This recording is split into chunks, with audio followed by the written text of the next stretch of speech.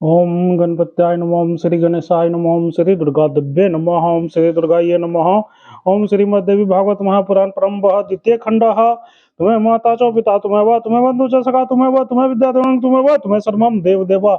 ओम नमः शिवाय नमः श्री दुर्गादेव्ये नमः। पंचमोध्याय।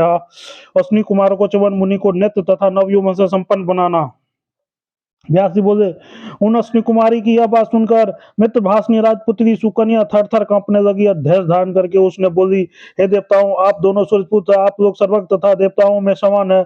मुझ पतिव्रता तथा धर्मपरायण स्त्री के प्रति आपको ऐसी बात नहीं करनी चाहिए। हे सूर्य श्रेष्ठो, मेरे पिताजी ने मुझे इन्हीं योग परायण मुनि को सौंप दिया है, तब मैं व्यभिचारिणी स्त्रियों के द्वारा सेवित उस मार्ग का अनुसरण कैसे करूं?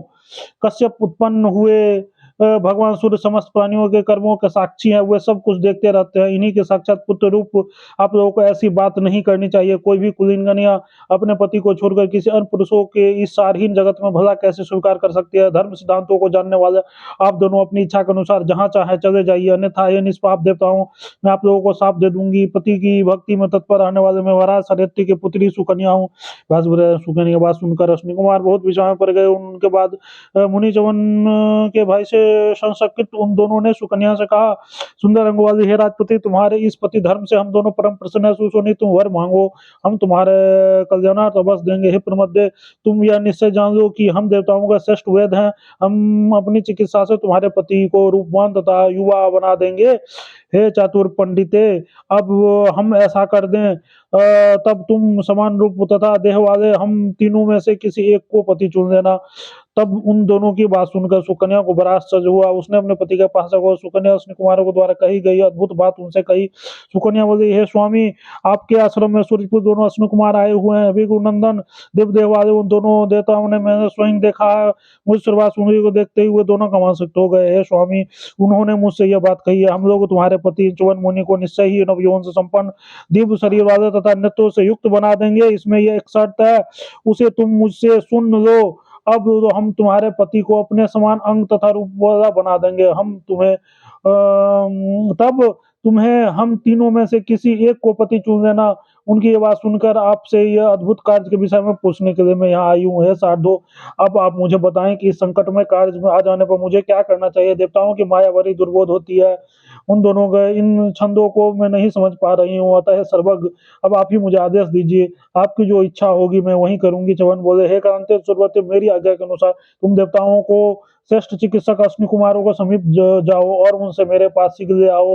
तुम उनकी शर्त तुरंत स्वीकार कर लो, इसमें किसी प्रकार का सोच विचार नहीं करना चाहिए। व्यास बोले, इस प्रकार च्यवन मुनि की आज्ञा पाकर जाने पर अश्विनी कुमारों के पास जाकर उनसे बोलिए, देवश्रेष्ठ अश्विनी कुमारों, आप लोग प्रतिज्ञा के अनुसार शीघ्र ही कार्य करे। सुकन्या के बाद सुनकर अश्विनी कुमार वहां आए हुए राजकुमारी से बोले, तुम्हारे पति इस सरोवर में प्रवेश करे।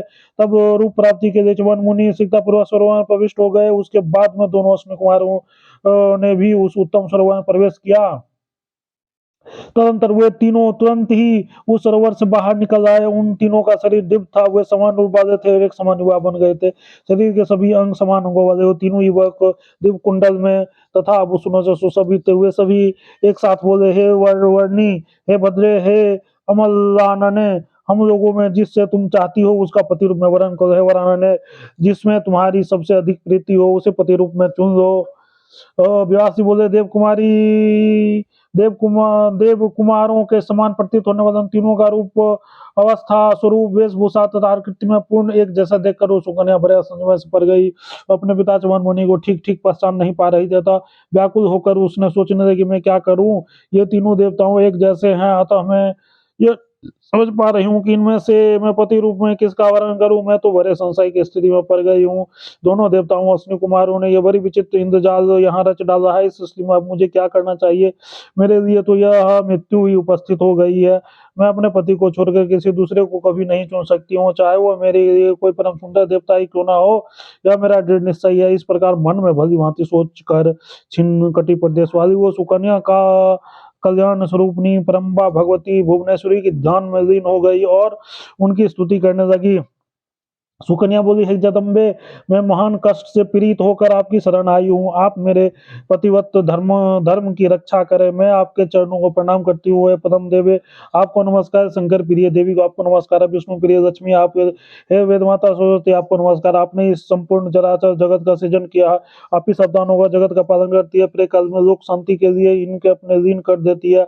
आप ब्रह्मा विष्णु महेश की सुसम्मत जननी है। आप अज्ञानियों के बुद्धि तथा ज्ञानियों के सदा मोक्ष प्रदान करने वाली है। परम पुरुष के लिए प्रिय दर्शन वाली आप आज्ञामयी तथा पूर्ण प्रकृति स्वरूपनी है। आप श्रेष्ठ विचार वाले प्राणियों को भोग तथा मोक्ष प्रदान करती है। आप ही अज्ञानियों को सुख देती है तथा सात्विक प्राणियों को सुख का साधन भी आप ही है माता। आप ही योगी जनों के सिद्ध विजय तथा कीर्ति भी प्रदान करती है माता।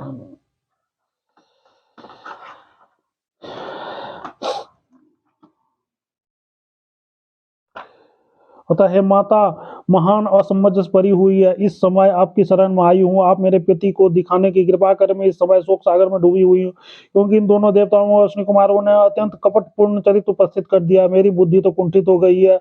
मैं इनमें से किनका वर्ण करूँ? हे सर्वज्ञ, मेरे पतिव्रत पर सम्यक ध्यान देकर आप मेरे पति का दर्शन करा दे। व्यास जी बोले, इस बार सूर्यगण भगवती कृपा सुंदरी सी की सुख का सुखदय करने वाले उनके हृदय में ज्ञान उत्पन्न कर दिया। तुरंत अपने पति को पाल लेने का मन में निश्चय करके साध्वी सुकन्या समान रूप बाल देता था और सब तीनों पर भली भांति दृष्टिपात करके अपने पति का वर्ण कर लिया। इस प्रकार सुकन्या के द्वारा च्यवन मुनि के वर्ण कर दिए जाने पर वो दोनों देवता परम संतुष्ट हुए और सुकन्या सती धर्म देखकर उन्हें उसे अति प्रसन्नता पूर्वक वर प्रदान किया। तत्पश्चात भगवती की कृपा से प्रसन्नता को प्राप्त हुए दोनों देवश्रेष्ठ अष्टमी कुमारों मुनि से आज्ञा लेकर तुरंत वहां से प्रस्थान करने को उद्धत हो गए। सुंदर रूप नेत्र यौवन तथा अपनी भार्या को पाकर च्यवन मुनि अत्यंत हर्षित हुए। तब महातेजस्वी मुनि ने अश्विनी कुमारों को यह वचन कहा, है देवदरों, आप दोनों का ये मेरा यह महान उपकार है, क्या है क्या कहूँ। ऐसे तो जानने से ये सुंदर संसार में अब मुझे परम सुख मिलेगा। इससे पूर्व मुझे अंधे अत्यंत वृद्ध तथा भोग समर्थहीन पुरुषों के ऐसी सुंदर केस पास वाली भार्या पाकर भी मन में सदा दुख दुख ही रहता था। आप लोगों ने मुझे नेत्र युवा तथा अद्भुत रूप प्रदान किया, अतः मैं भी आपका कुछ उपकार करूं, इसके लिए आपसे प्रार्थना कर रहा हूँ। हे देवताओं, मैं जो मनुष्य उपकार करने का मित्र का किसी प्रकार का उपकार नहीं करता, उस मनुष्य को धिक्कार है।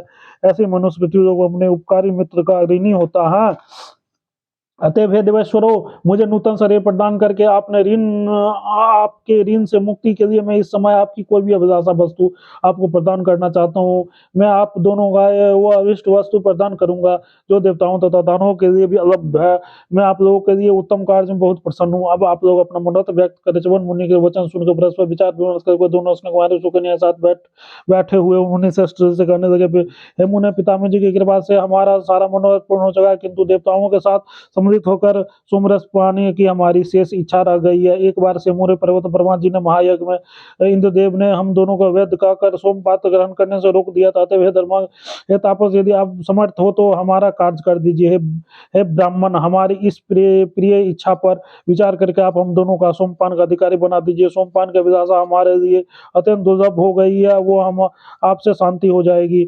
हम उन दोनों के वचन सुनकर च्यवन मधुर वाणी में कहा, आप दोनों मुझ विद्ध को रूपवान तथा युवा सबल संपन्न बना दिया। आपके अनुग्रह में अपने साध्वी भार्या भी प्राप्त कर ली है।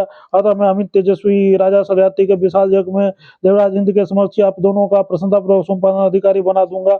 मैं यह सत्य कह रहा हूँ। यह बात सुनकर अश्विनी कुमारों ने हर्षपूर्वक स्वर्ग के लिए प्रस्थान किया और च्यवन मुनि भी सोने के साथ लेकर अपना आश्रम में चले गए। तैसे भागवत महापुराण सप्तमस्कंधे अश्वभ्यं च्यवन द्वारा सोमपानाय प्रतिज्ञा वर्णन नाम पंचमोध्यायम् तत्सत्। बुले बुले दुर्गा महारानी की जय। दुर्गे दुर्गत के नाशनी, दुर्गे दुर्गत के नाशनी, जय दुर्गा महारानी, जय माता दी।